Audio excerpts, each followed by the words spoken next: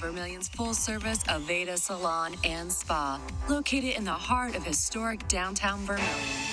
Up on Coyote News, we have USD's reaction from last night's election results, and Attorney General Jeff Sessions has been fired. Live from the Al Newharth Media Center, this is Coyote News. Hello, and thanks for joining us. I'm Allie Boyson. And I'm Carter Hofer. We'll get to those stories and more. But first, Democrats have regained control of the House after last night's midterm elections. The new Democratic House majority will end Republican dominance in Washington for the final 2 years of President Trump's term, with major questions about health care, immigration, and government spending. Meanwhile, the GOP added to its Senate edge and prevailed in some key races. The president's party will maintain control of the executive branch of government in addition to the Senate. In South Dakota, the close race for governor turned in favor of the GOP. Political science students gathered in the muck pit for an election night watch party. Short talks were held throughout the night, with chances to ask political science professors questions about the 2018 elections. GOP candidate Kristi Noem beat out Democratic candidate Billy Sutton 51% to 47.6%. Michigan became the first state in the Midwest to legalize recreational marijuana. Voters passed a ballot measure that will allow people over 21 to buy and use the drug. With this passage, there are now 10 states that allow recreational use of pot. The National Girl Scouts organization filed a trademark infringement lawsuit on Monday against the Boy Scouts of America for dropping the word boy from its flagship program. The change was made in an effort to make the program appealing to girls. The Girl Scouts claim the program doesn't have the right to use terms like scouts or scouting or rebrand themselves as the Scouts. So Cecilia, it's been kind of cold outside. Is it going to get warmer later this week? Well, Allie, you're going to have to keep your coat out because it's not getting warmer anytime soon. Right now, it's 28 degrees outside. Today was mostly sunny with a high of 34, with a low tonight around 18. Tomorrow we'll have a high of 32 with a chance of snow in the afternoon. There's also a chance of snow after midnight with a low of 20. Friday will be mostly cloudy with a chance of snow before noon and a high of 26 and a low of 11. And for your weekend forecast, Saturday and Sunday will have highs in the mid-30s and lows in the 20s. And that's your Coyote weather. Breaking news this afternoon, Attorney General Jeff Sessions was fired earlier today. Coyote News' Nathan Finster is live in the muck with Dr. David Ernest to talk about that and the end results of last night's elections. Nathan? Allie, last month, Coyote News spoke to Assistant Political Science Professor Ed Garish to get his thoughts on the midterm election. Now I'm here with Dr. David Ernest to get his thoughts on the results. Thanks for joining me, David. Now, before we start talking about the midterm election, we learned this afternoon that Jeff Sessions was fired. What are your thoughts on that? Well, it's both significant and meaningless. It's significant because the administration is taking its approach, changing its approach to the Russia investigation, but it's meaningless because the Congress has the power to subpoena the president. So with the Democrats in control of the House, I think the investigation will shift to the House now. All right, now switching over to the midterm election races, the governor's race, Kristi Noem winning with about 51% of the votes, Billy Sutton with about 48. Was there anything surprising that you saw in that race, or was it kind of everything you thought it would be? Well, it was everything I thought it would be. It was exciting well into the evening. I was surprised at the ultimate margin of victory. I thought Billy Sutton would have been closer, but when we looked at the results last night, Sutton didn't perform as strongly in the Sioux Falls area as we had thought, and I think that explains the margin of victory. Do you know, why do you think that he didn't perform as well around the Sioux Falls area? Well, I don't think it's a criticism of Billy Sutton, but traditionally Democrats tend to underperform in midterm elections. They just don't have quite the mobilization effort that Republican candidates do, and I think that explains the difference. And now with some of these initiated measures that passed and failed, was there any that kind of surprised you that passed or surprised you that failed? The one that surprised me was IM25. It was a initiative for a good cause. It was for funding technical schools in South Dakota, and South Dakotans value education, but clearly the anti-tax message resonated with the voters, and they resoundingly defeated IM25. That surprised me. All right, thank you, David. With Kristi Noem's win, she is now South Dakota's first female governor. Live in the muck, excuse me, Nathan Finster, Coyote News. Thanks, Nathan. Before you try and tough out this cold and flu season, doctors are saying you might want to take your symptoms seriously. Dr. Amanda Duxbury explains another symptom that you might be experiencing. Tissues and the thoracic cavity are lined by this thin layer of tissue called the pleura, and that kind of helps protect the lungs and keeps them safe in their environment. Pleurisy is when that lining becomes inflamed. According to Dr. Duxbury and MayoClinic.org, symptoms of pleurisy include chest pain, shortness of breath, and often a cough and possible fever. If you're experiencing any of these symptoms, you may want to reach out to your physician. Dr. Duxbury says that pleurisy can be life-threatening if gone untreated. Coming up after the break, one group on campus broke a historic record for the university.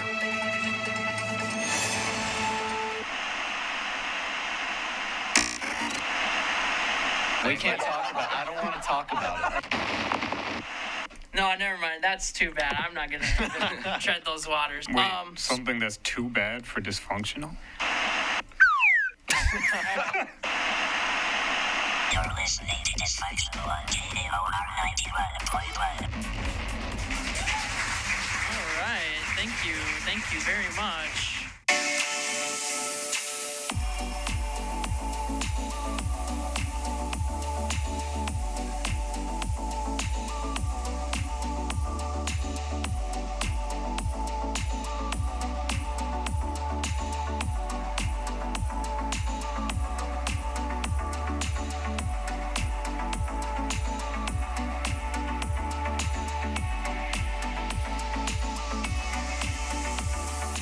This is Coyote News. USD's ROTC team competed at the annual Task Force Ranger Challenge on October 20th and made history by taking home the win for the first time since 1990. The challenge consists of 2 days of competition, including land navigation, medical challenges, a physical fitness test, and crossing a one-rope bridge.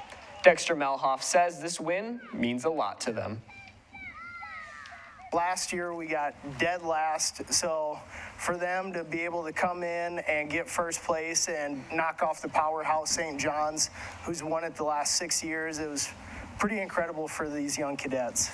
The first place finish allowed the team to compete in the Brigade Ranger Challenge this past weekend, placing third against the top schools in their unit.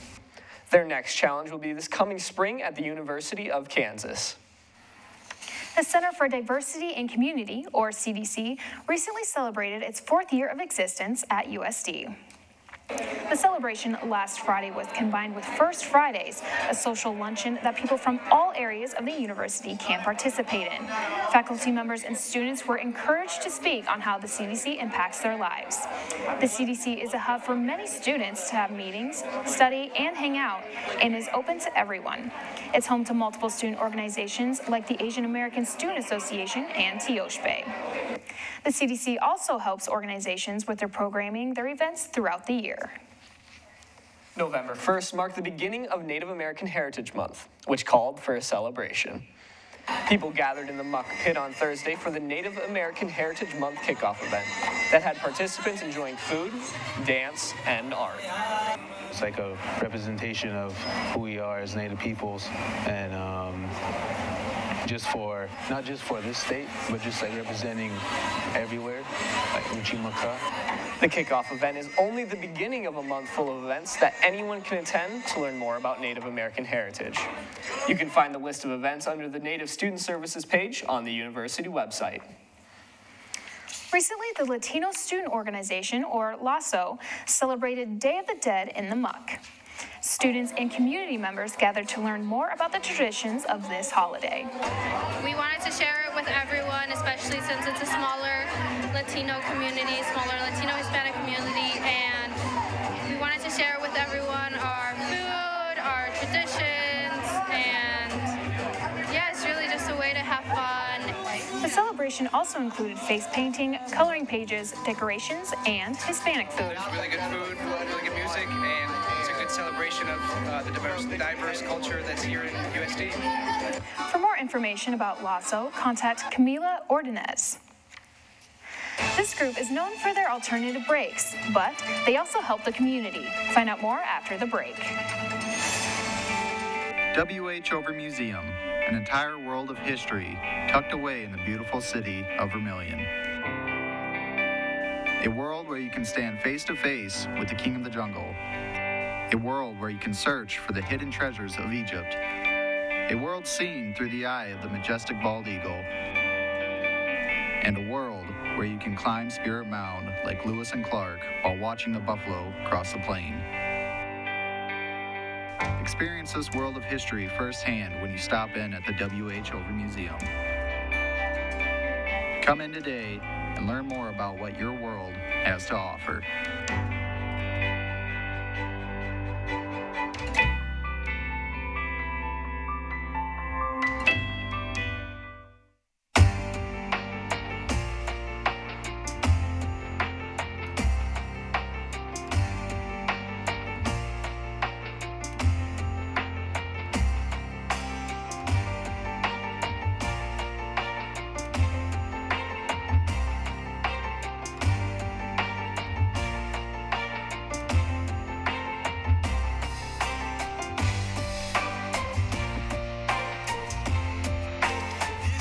Coyote News.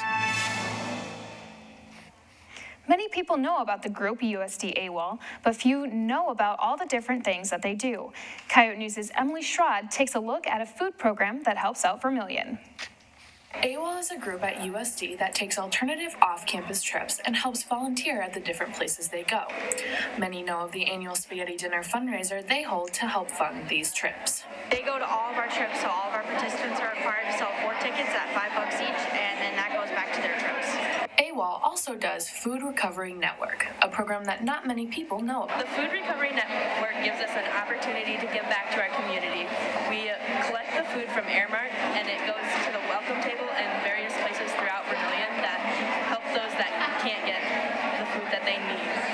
Stack says that the group packages food from Airmark every Tuesday and Thursday. For Coyote News, I'm Emily Schrod. For more information, you can visit the AWOL page on the USD website. Iowa Congressman Steve King is scheduled to tour the Lewis and Clark water treatment plant in Vermilion tomorrow morning. After the tour, he will have a discussion and lunch with officials representing the 5 Iowa members of the Lewis and Clark Regional Water System. Executive Director Troy Larson said Congressman King has been a longtime supporter and advocate for Lewis and Clark. Senator Larry Pressler, a USD alumna, will be on campus tomorrow. He will be holding a public forum in the Freedom Forum in the Al Neuharth Media Center at 5. The event is titled Be the Change, a conversation with Senator Larry Pressler. He will be discussing the importance of political participation and how young people can run for office. On Friday, Senator Pressler will also have a discussion at the McVicker Plaza from 8 to 9 in the morning. And now Cooper's here with sports. Cooper, the football team took another loss this weekend. That's right, Allie. We'll have the highlights of that game and more next in sports.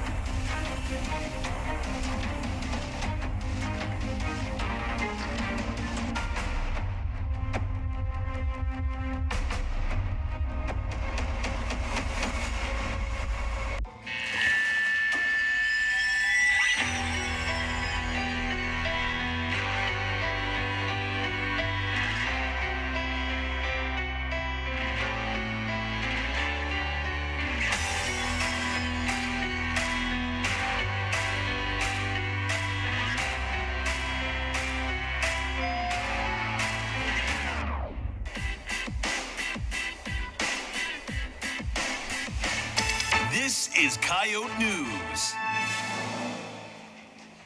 Welcome back. I'm Cooper Seamer. And I'm Cecilia Gillen. Tonight on Coyote Sports, the football team took another loss. Plus, the volleyball team took home another victory. But first, Men's college basketball season has kicked off last night, highlighted by second-ranked Kentucky taking on fourth-ranked Duke. Duke entered the season with the #1 recruiting class in the nation, while Kentucky followed right behind in second. Despite the recruiting classes being close, the game turned to be a blowout, as Duke handed Kentucky a record-breaking 118-84 loss. Both teams are expected to see their changes in the ranks next week. The U.S. Olympic Committee has started a process to remove USA Gymnastics as the national governing body for the sport. The removal comes after the organization was recently under fire for mishandling the Larry Nassar scandal and hiring and then losing their president just after 4 days. The committee says there is no timeline for the process at this time. Eldon Warner is continuing his recognition this week as he is named Summit League's Athlete of the Month. Warner claims the award after earning his first individual title in school history last week at the Summit League Championships. He will join his team at the NCAA Midwest Regional on Friday in Illinois.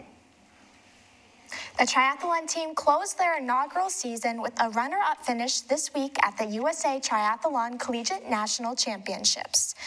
The Coyotes freshman trio of Leah Drengenberg, Sammy Whitting, and Payton each posted a top 10 finish to lead the team to a second-place finish behind three-time national champion Arizona State. Finishing close behind for the Yotes included Brooke Bennis in 15th and Kathleen Jeffer in 19th. The community members and fans pay for tickets, and some make donations to the Coyotes. But where does that money go, and what is it used for? Coyote News' Seth Jones talked to athletics management staff to find out more. USD's athletic department uses revenue from games to pay employees and help with travel, upkeep, and food for teams. A third type of income is from the Howling Pack donations from community members that go toward keeping athletic scholarships available. Say it's $1.2 million is a Howling Pack typical. That's what it was last year for our. That doesn't cover all of our scholarship bills, and we don't have to say it goes just to football or basketball. It just goes to the pot of money to cover the scholarships, and all our programs have scholarships. The income from sports, such as basketball, increased when the arena was built, but that income slowly leveled off over the following seasons. The sports that make little to no income from ticketing and concessions have dated facilities. I also asked Hubert if updated facilities could correlate with increased income, or if the cost of building a facility would not outweigh the benefit. The revenue for the admissions or gate receipts would increase, but probably not enough to justify. You couldn't build a building just from that revenue. You'd have to have other sources and other means, like a pool. You could get outside income from other users that want to rent the pool and things like that. That would probably be a bigger source. You just don't have enough swim meets and tennis matches in a year. The total budget for the athletic department is roughly $16 million. Half of this is made through ticket sales and grantee revenue, such as donations. $6 million was made last year. The other half is supported through GAF and university funding. For the Sports Report, I'm Seth Jones. The dome renovation taking place this winter will increase revenue from football games, but Hubert said they are not yet sure the exact amount. With the Coyote football team on a 4-game losing streak, they hit the road this week looking to turn their luck around. The Coyotes started off down early to the Sycamores of Indiana State, but chipped away at their lead before the half to bring it back to a one-possession game. As the third quarter came to a close, the Yotes completed the comeback on this catch and run by Levi Falk to tie up at 21. After more back-and-forth scoring by both teams, the Coyotes found Brett Sampson in the end zone with just 16 seconds left in regulation to send it to overtime. It took 3 overtimes for the game to come to an end, but this time the Yotes were unable to finish the comeback and ultimately fell to the Sycamores 51-48. The team will return home for the final time this season as they host Western Illinois on Senior Day on Saturday. The volleyball team hit the road for their final time in the regular season as they travel to take on conference rival Omaha. Looking for redemption after being swept by the Mavericks at home earlier this season, the Coyotes came out of the gate strong with a 25-23 win in the first set. The Yotes took complete control after that as they went on to take the second and third sets and earned the sweep behind a dominant 19-kill effort by Haley Dotseth. The team will return home to finish off the regular season against North Dakota and North Dakota State this weekend. As fall sports near the end of their season, the basketball teams are kicking off theirs tonight. Tel Tanner is here to tell us more. Coming off of championship game appearances, the Coyotes men's and women's basketball teams have their regular season openers tonight. And I caught up with Trey Birch-Manning to discuss the upcoming season. Trey Birch-Manning racked up a double-double in last week's exhibition game. I'm here with him now in the Sanford Coyote Sports Center. Trey, in last week's game, we had a slow start against an NAIA opponent. What contributed to that? We just didn't make shots in the first half. They came out really excited to play, played really well, and things always look a little worse when you're not making shots, and other team is. So yeah, we just got off to a slow start offensively, and a kind of slow start defensively as well. But we were able to turn it around in the second half. What did we do different? We just kept working. As long as you keep just play hard and work hard, things will find a way to click. And, we just kept going, kept moving forward, and just decided not to really shoot as many threes as we did in the first half and just get to the rim and get points there. All right. We have a pretty good opponent coming to town on Wednesday night in York College. How are we going to start better? We're just going to be more focused, ready to go defensively, and just, probably get to the rim first, then look for our outside game and just go from there. All right. The women's basketball team also starts their season on Wednesday night. They go to Creighton. What have you seen from their team so far this offseason? Their team is extremely hardworking. They're all versatile. They're really energetic, and like I said, they're just a hardworking group of girls, and they're just ready always to go after it and compete with anyone. All right. Thank you, Trey, and good luck on Wednesday night. The game this Wednesday will start at 7 p.m. From the Sanford Coyote Sports Center for Coyote News, I'm Tel Tanner. Yesterday marked the end of the midterm elections, and coming up after the break, we asked students about the importance of voting.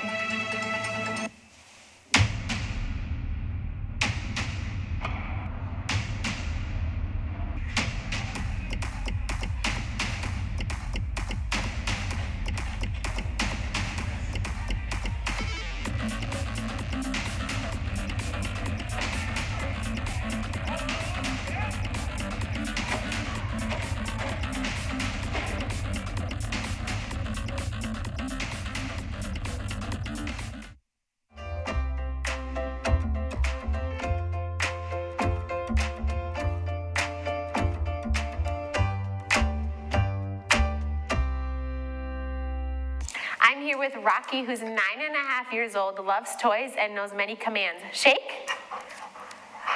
His adoption fee is $150, so if you'd like to adopt Rocky and meet all of his friends, you can come down to the Heartland Humane Society. Ready? Go get it.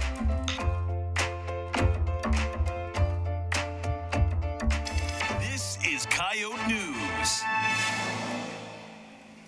Over 300,000 people voted in the South Dakota midterm elections this year.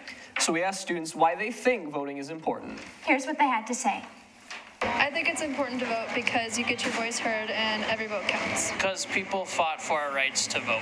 Because 65,000 Americans died during the Revolutionary War to fight for our right to vote. I don't vote, so.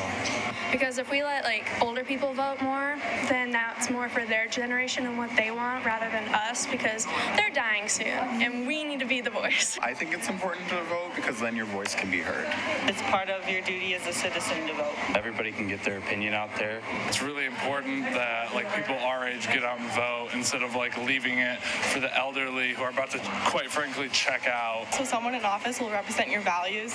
I think it's important to vote because every vote matters, and so you can be making a change.